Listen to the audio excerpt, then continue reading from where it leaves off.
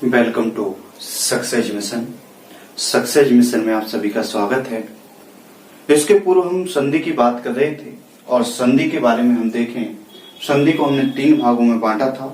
सर्वप्रथम हमने भाग किया था स्वर संधि, दूसरा किया था व्यंजन संधि और तीसरा किया था विसर्ग संधि। स्वर संधि को भी 5 भागों में बांटा था। पहला बांटा था दीर्घ, दूसरा गुण, तीसरा वृद्धि, चतुर्थ यण और 5वां अयादि। सर्वप्रथम हम बात करें सुर किसे कहते हैं, व्यंजन संधि किसे कहते हैं, विसर्ग संधि किसे कहते हैं। सुर का सुर के साथ मिलकर जो विकार उत्पन्न होता है वह कहलाती है सुर संधि। व्यंजन संधि किसे कहते हैं, व्यंजन का सुर के साथ मिलकर जो विकार उत्पन्न होता है वह व्यंजन संधि कहलाती है। सुर का व्यंजन के साथ मिलकर जो विकार उत्पन्न होता है वह व्यंजन संधि कहलाती है। व्यंजन का व्यंजन के साथ मिलकर जो विकार उत्पन्न होता है वह व्यंजन संधि कहलाती है। इसके बाद विसर्ग संधि। विसर्ग का सुर या व्यंजन इन दोनों में से किसी के साथ भी जब विकार उत्पन्न होता है, किसी के साथ भी मेल होता है और जो विकार उत्पन्न होता है उससे मिलकर आती है विसर्ग संधि। इसके बाद हम देखें स्वर संधि के 5 भेद किए थे। सबसे पहला भेद किया था दीर्घ संधि। दीर्घ संधि किसे कहते हैं कि समान स्वर के साथ जब मेल होता है उससे प्राप्त जो वर्ण होता है, अर्थात उससे प्राप्त जो दीर्घ वर्ण होता है वही वास्तव में दीर्घ स्वर संधि कहलाती है।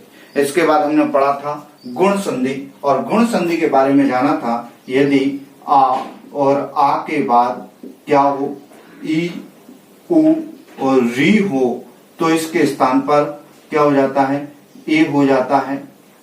उ के स्थान पर ओ हो जाता है और री के स्थान पर अर हो जाता है। ये अपन ने किस में पढ़ा था, एक गुण संधि में पढ़ा था।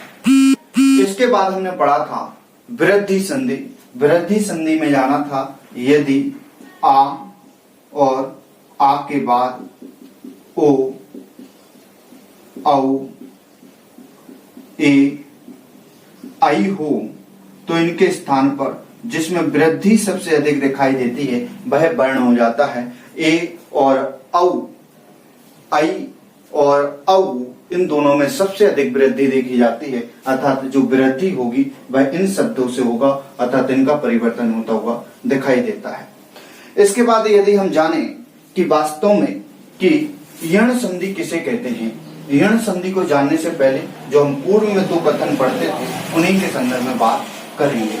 क्या प्रथम शब्द का अंतिम वर्ण, क्या प्रथम शब्द का अंतिम वर्ण और द्वितीय शब्द का प्रारंभिक वर्ण, द्वितीय शब्द का प्रारंभिक वर्ण, प्रथम शब्द का अंतिम वर्ण और द्वितीय शब्द का प्रारंभिक वर्ण। इससे क्या लेना कि प्रथम शब्द का अंतिम जो वर्ण होता था और द्वितीय शब्द का जो प्रारंभिक वर्ण होता था, उन दोनों के मिलने से जो विकार उत्पन्न होता था हम उसे यहाँ पर लिखते थे।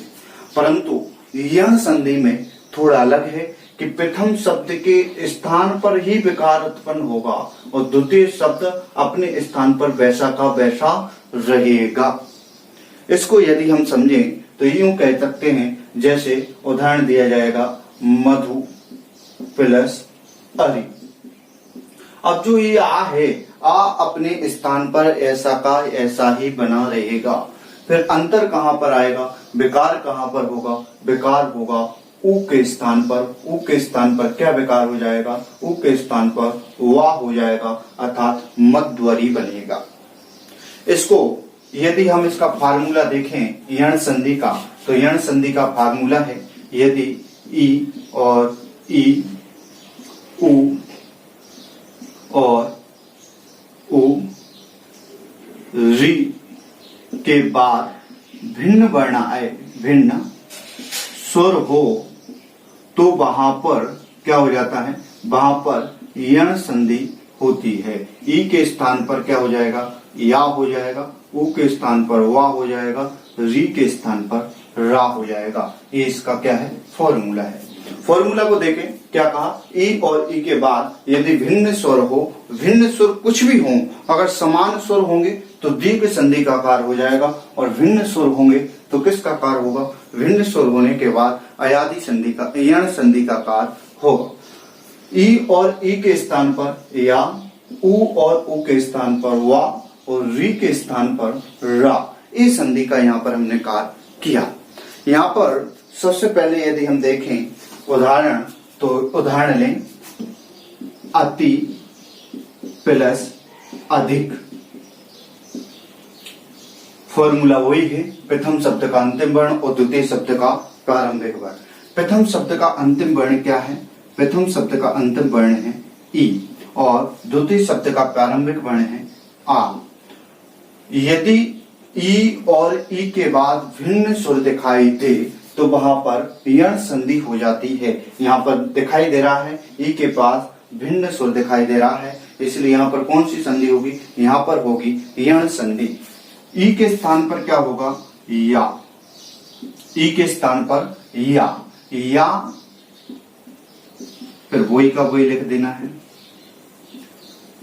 हाँ, अब ई के स्थान पर जब या हुआ था तो यहाँ पर शब्द क्या बनता, तो शब्द हो जाएगा अत्याधिक, क्योंकि जितने भी व्यंजन होते हैं वह व्यंजन सभी हलंत वर्ण से संयुक्त होते हैं, इसलिए यहाँ पर जो या आया, या भी हलंत वर्ण से संयुक्त था, और उसके बाद आ होने से अत्याधिक शब्द बन गया।